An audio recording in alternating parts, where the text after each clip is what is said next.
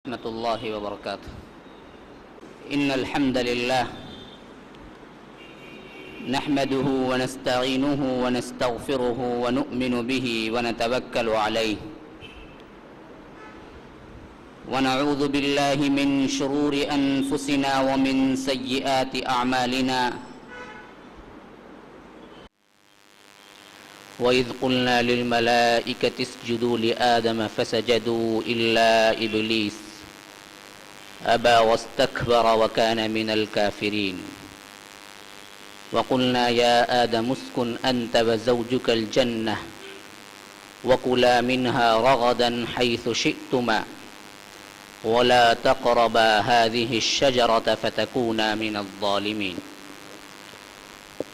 فأزلهما الشيطان عنها فأخرجهما مما كانا فيه وقلنا اهبطوا بعضكم لبعض عدو ولكم في الأرض مستقر ومتاع إلى حين. فتلقى آدم من ربه كلمات فتاب عليه إنه هو التواب الرحيم. اللهم أرنا الحق حقا وارزقنا اتباعه وأرنا الباطل باطلا وارزقنا اجتنابه. اللهم علمنا ما ينفعنا وانفعنا بما علمتنا وارزقنا علما. رب اشرح لي صدري ويسر لي أمري واحلل عقدة من لساني يفقه قولي. برادران اسلام، واجب الاحترام بزرگوں، دوستوں اور عزیز ساتھیوں، لائق احترام ماؤں اور بہنوں، تفسیر کا جو سلسلہ آپ لوگوں کے سامنے ہے،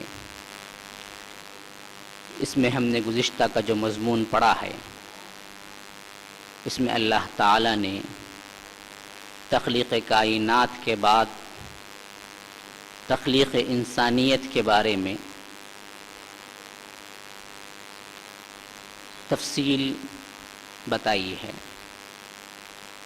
لیکن اس کی غائیت، اس کا مقصد جب تک ذہنوں میں نہ رہے گا، ان آیتوں کی اصل حقیقت تک پہنچنے کے لیے آپ کو اس کی تفسیر کی اصل غائیت اور مقصد کو سمجھنا بہت ضروری ہے۔ غائیت اور مقصد کیا ہے؟ نمبر ایک، انسان اس دنیا میں آیا ہے بے مقصد نہیں ہے، بلکہ با مقصد آیا ہے، کسی کام کے لیے آیا ہے، کسی کے طرف سے آیا ہے، نہ خود آیا ہے نہ خود پیدا ہوا ہے، نہ بیکار آیا ہے نہ شتر بے مہار آیا ہے، بلکہ باقاعدہ کام کی تجویز کے بعد تخلیق ہوئی ہے، کام کی تجویز کے بعد تخلیق ہوئی ہے۔ اسی وجہ سے ابتداءً جو ذکر اللہ تعالیٰ نے کیا ہے وہ تخلیق آدم کے سلسلے میں خلقیت یا ابتدا، جیسا کہ دوسرے صورتوں میں آیا ہے کہ انی خالق بشرا من صلصال من حمأ مسنون، کہ میں ایک بندہ بنانے والا ہوں جو کھنکھناتی ہوئی مٹی گارے سے۔ لیکن یہاں سورت کی ابتدا میں یہ بات ذہن میں رکھیے اچھی طرح، سورہ بقرہ کا جو ذکر آدم و ابلیس کا آیا ہے، یہ تقریباً کل قرآن میں 7 مرتبہ آیا ہے، 7 مرتبہ مفصل ذکر ہے اس کا، اور 7 مرتبہ کا آخری مرتبہ ہے جو سورہ بقرہ میں آیا ہے۔ کیوں؟ ترتیب پہلے مکی صورتوں کی ہوئی، بعد میں مدنی صورتوں کی ہوئی، لیکن ترتیب مصحف پہلے بقرہ رکھا گیا، بعد میں مکی صورتوں کو لایا گیا ہے، لیکن ترتیب نزولی کی حیثیت سے پہلے مکی صورتیں ہیں پھر مدنی صورتیں ہیں۔ تو 7 مرتبہ آدم و ابلیس کا قصہ دہرایا جا چکا ہے، اور جب یہ اتر رہا ہے سورہ بقرہ کے اندر، یہ 7واں اور آخری مرتبہ ہے، لیکن ترتیب میں ہم پڑھتے ہیں تو یہ سب سے پہلی مرتبہ ہے، بعد میں آئیں گے وہ 7 واقعات 6 جگہ۔ لیکن جہاں کہیں بھی وہ شروع ہوا ہے وہاں پر تخلیق آدم سے شروع ہوا ہے، لیکن یہاں جب شروع ہوا ہے تو وہاں پر تخلیق آدم سے پہلے کام کیا ہے آدم کا وہ شروع ہوا ہے۔ وَإِذْ قَالَ رَبُّكَ لِلْمَلَائِكَةِ إِنِّي جَاعِلٌ فِي الْأَرْضِ خَلِيفَةً. یاد کرو وہ موقع جب ہم نے کہا تھا ملائکہ سے کہ ہم ایک خلیفہ بنانے والے ہیں. پہلے ذکر ہوا ہے کام کا، کیا کام ہوگا اس کا، یہ پہلے ذکر ہوا ہے، بعد میں تخلیق آدم. تو ایک کام کی غائیت اور مقصد کی وجہ سے کہ تم آئے ہو، نہ تم اپنے جی سے آئے ہو، نہ تمہارا جانا ہی اپنے جی سے ہے. آدمی لاکھ کوشش کرے مرنے کی، مر نہیں سکتا الا ہے کہ اللہ تعالیٰ مقرر کرتا. کتنی چیزیں ہیں، کتنے لوگ ہیں جو آپ دیکھتے ہیں کہ بڑے بڑے بلڈنگوں سے گر جاتے ہیں لیکن بچ جاتے ہیں، موت کے یقینی امکانات ہو جاتے ہیں لیکن بچ جاتے ہیں. کیا کیا جائے، خودکشی بھی انہیں راست نہیں آتی. کئی لوگ ہیں خودکشی کرنے کی کئی مرتبہ کوشش کرتے ہیں لیکن مرتے نہیں، جان باقی ہے، بچ جاتے ہیں. کئی لوگ ہیں جو موت سے ڈرتے رہتے ہیں، ہزار طریقے سے اپنے آپ کو پروٹیکٹ کرتے ہیں لیکن مر جاتے ہیں. نہ آنا اس کی طرف سے اپنے جی سے ہے، نہ جانا اس کی طرف سے اپنے جی سے ہے. یہ تو کل کا کل میرے قبضے میں ہے اور میں نے تمہیں بھیجا ہے، بالکل بامقصد بھیجا ہے. انسانوں، نہ تم بے مقصد آئے ہو، نہ شتر بے مہار آئے ہو کہ جو چاہے کرنے لگو. نمبر ایک. نمبر دو، جب آئے ہو تو یہ بھی یاد رکھو کہ تمہارا جو آنا اس کائنات کے اندر ہوا ہے، یہ کل کائنات سے تم افضل ہو. تمہارا اپنی قدر و قیمت کو تم پہچانو.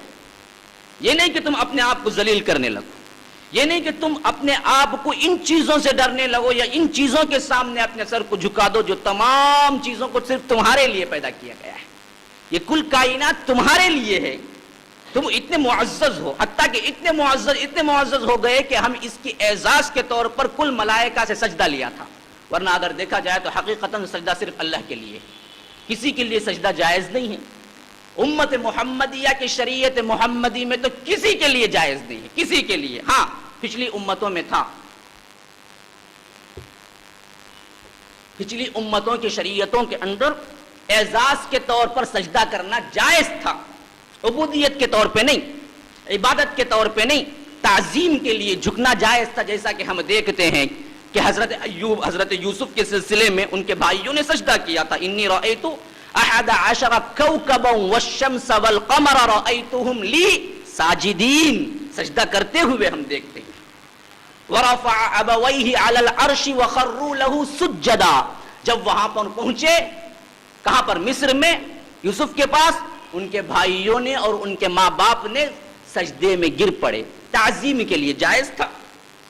لیکن ہماری شریعت میں جائز ہے، کسی بھی نیت سے ہو، عبودیت ہو یا اگر احترام ہو، ناجائز ہے. جیسا کہ معاذ بن جبل کہتے ہیں ترمذی کی روایت کے اندر کہ ہم نے اللہ کے رسول صلی اللہ علیہ وسلم سے پوچھا تھا کہ جب میں نے بہت سے بادشاہوں کے ہاں سفر کیا تھا، ان کے پاس رکا تھا، تو وہاں دیکھا تھا کہ ان کے جو مصاحبین ہوتے تھے وہ تعظیم کے لیے اس کے لیے سجدہ کرتے تھے. تو میرے دل میں خیال آیا اگر ان بادشاہوں کے لیے دربار میں سجدہ ہو سکتا ہے تو ہمارے نبی کے لیے کیوں نہیں ہو سکتا جو سب سے معزز ہیں. تو میں نے جب واپس آیا اس سفر سے تو حضرت محمد الرسول اللہ صلی اللہ علیہ وسلم سے پوچھا کہ اے اللہ کے رسول، آپ کے لیے ہم سجدہ کیوں نہ کر لیں؟ اللہ کے رسول صلی اللہ علیہ وسلم نے اس کا جو جواب دیا ہے وہ یہی کہ اگر سجدہ اس امت میں کسی کے لیے جائز ہوتا تو یہ جائز ہوتا کہ بیوی کے لیے شوہر کو سجدہ کرے، لیکن اس کے لیے بھی جائز نہیں ہے تو کسی کے لیے جائز نہیں ہے. تو یاد رکھیے یہ عبودیت کا اور احترام کا انتہائی اونچا مقام ہے.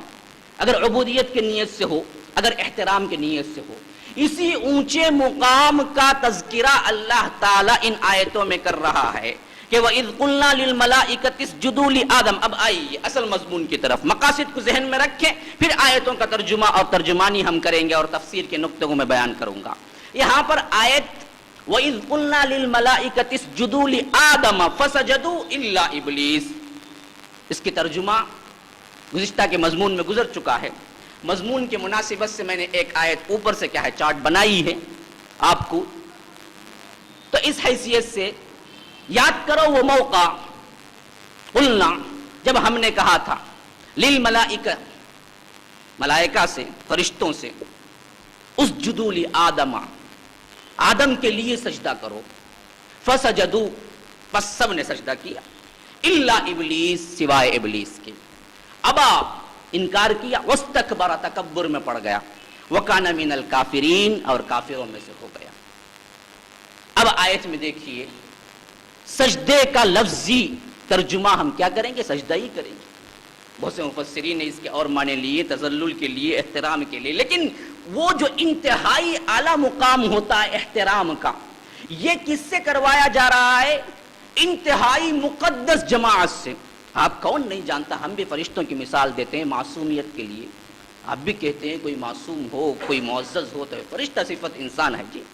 اب ایسی محترم جماعت سے جن کا خود ایک احترام باقی ہے فرشتوں کا ہمارے دلوں کے اندر، ایسی محترم جماعت سے سجدہ کروانا آدم کے لیے وجہ کیا ہے اور اس کا ذکر یہاں پر کیوں ہے؟ ایک بات ذہن میں رکھیے، مقصد کی جو تاکید اللہ تعالیٰ دلانا چاہتا ہے کہ انسانوں تمہارا جو مقام و مرتبہ اس دنیا میں بنا کر ہم نے بھیجا ہے یہ کوئی معمولی مرتبہ نہیں ہے. یاد رکھیے انسان جب اپنے مرتبہ کو پہچانتا ہے نا، کبھی گری ہوئی حرکت نہیں کرتا. کبھی دل میں خیال بھی آئے، اب مثلاً سمجھے کسی آفس کے آفیسر ہیں، مینیجر ہیں، آپ کوئی چپراسی کا کام کریں گے اس آفس میں؟ آپ مینیجر کی پوزیشن ہے، آپ کو واچ مین کا کام کریں گے کبھی آپ اس مینیجر کی سیٹ پہ بیٹھے ہوئے کبھی آپ اس کے آفس کے رولز کی خلاف ورزی کریں گے؟ سوچیں گے کبھی؟ اگر دل میں خیال آیا بھی تو پہلا خیال یہ آئے گا نہیں میں نہیں کر سکتا، کوئی اور کرے تو کرے، یہ میرا مقام نہیں، میں مینیجر ہوں یہاں پر. باہر جائیں آپ کتنی انہیں کھلواڑ کریں یہ کوئی اور بات ہے. وہاں پر رہتے ہوئے اس منصب پہ رہتے ہوئے آپ کو ہمیشہ نظر یہ رکھی میرا منصب اتنا اونچا ہے کہ میں اس کے مطابق رہوں. تو یہی منصبیت اللہ تعالیٰ بتانا چاہتا ہے کہ انسانوں یہاں پر تم جو آئے ہو تمہارا بڑا بلند مقام ہے. تم کہاں ان فکروں میں پڑ گئے ہو، ان دنیاوی لذات میں پڑ گئے ہو، ان چیزوں میں تم گم ہو گئے ہو. تمہارا مرتبہ و مقام تو بہت اونچا ہے. اگر مرتبہ مقام کو پہنچانے تو تم یہ سب کچھ تج دو گے، دنیا حقیر نظر آئے گی تمہارے سامنے. لیکن تم اپنے اقام کو گرا دو گے، اپنے مرتبے کو بھول جاؤ گے تو یاد رکھو یہ دنیا بہت بڑی لگے گی. آج وہی کچھ ہو رہا ہے. آج انسان اس دنیا کو اٹھا کے سر کے اوپر کیوں رکھ رہا ہے؟ وجہ اس کی یہ ہے کہ وہ اپنے مرتبے کو بھول چکا ہے. اللہ تعالیٰ مرتبہ یاد دلانا چاہتا ہے تمہارا مرتبہ یہ نہیں ہے. دراصل تم تو بہت معزز ہو، تمہارے لیے تو ہم نے فرشتوں کو حکم دیا تھا کہ سجدہ کریں. للملائکۃ اسجدوا لآدم. اچھا اب جب انکار ہوا ہے ابلیس کا، یاد رکھیے اس نے اللہ کی کوئی معصیت اور عبودیت سے انکار نہیں کیا تھا. انکار تو ہوا تھا آدم کے لیے سجدہ کرنے سے، اس نے اللہ کی عبادت سے انکار نہیں کیا. لیکن یاد رکھیے اس کی سزا بھی کیا ملی ہے اس کے لیے؟ زندگی بھر کے لیے رائندہ درگاہ ہو گیا، مایوس کر دیا گیا. اسی سے ابلیس نام پڑا ہے، مایوس نا امید ہو جانا. اور اللہ تعالیٰ نے گارنٹی دے دی کہ جہنم میں تجھ سے لَأَمْلَأَنَّ جَهَنَّمَ مِنَ الْجِنَّةِ وَالنَّاسِ أَجْمَعِينَ کہ تجھ سمیت جتنے بھی تیری پیروی کریں گے سب کو بھر دوں گا. لیکن کیا گناہ ہے؟ گناہ یہ نہیں کہ وہ اللہ کی عبادت کا انکار کیا، وہ آدم کے سجدے کا انکار کیا تھا، آدم کے لیے سجدے کا انکار کیا تھا. تو یاد رکھیے واقعہ تخلیق کا جو ہے اگر اس پر انسان غور کرے کہ اس سے ہمیں کیا نتیجہ اخذ ہوتا ہے تو یاد رکھیے کہ انسان کی شرف اور منزلت کو اللہ نے اتنا بلند مقام دیا ہے، اتنا بلند مقام دیا ہے کہ کائنات کے جیسا کہ روایتوں میں آیا ہے 18,000 مخلوقات ہیں، 18,000 صنفیں ہیں اور ان میں کئی ہزار پھر مخلوقات ہیں. سمندر کا ایک عالم ہے، سمندر کے عالم میں مچھلی ہے یہ تو ہم جانتے ہیں، ایک عالم مچھلیوں کا ہے. لیکن ایک مچھلی میں کتنے صنف کی مچھلیاں ہیں یاد ہے؟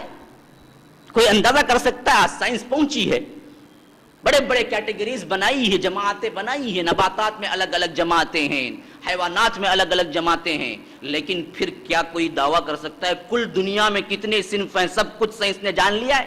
ابھی تو بہت کم جانا ہے، ابھی بہت جاننا باقی ہے. تو اتنے بڑے عالم ہیں، اتنی مخلوقات ہیں، ان تمام میں سب سے افضل، سب سے معزز انسان کو بنایا ہے. یہ اعزاز، یہ احترام، یہ تقدیس، یہ شرف انسان کو کیوں ملا ہے؟ اور جب مل گیا ہے تو اس کی پاسداری تمہیں کرنی ہے. تم اب کوئی گری ہوئی حرکت نہیں کرنی ہے جو تمہارے منصب سے تم کو گرا تھے. تو یہی بتلانے کے لیے تخلیق آدم کا جو کچھ پورا واقعہ اللہ تعالیٰ یہاں پر ذکر کر رہا ہے کہ سجدہ فرشتوں کے ذریعے کروایا گیا. پھر جس نے انکار کیا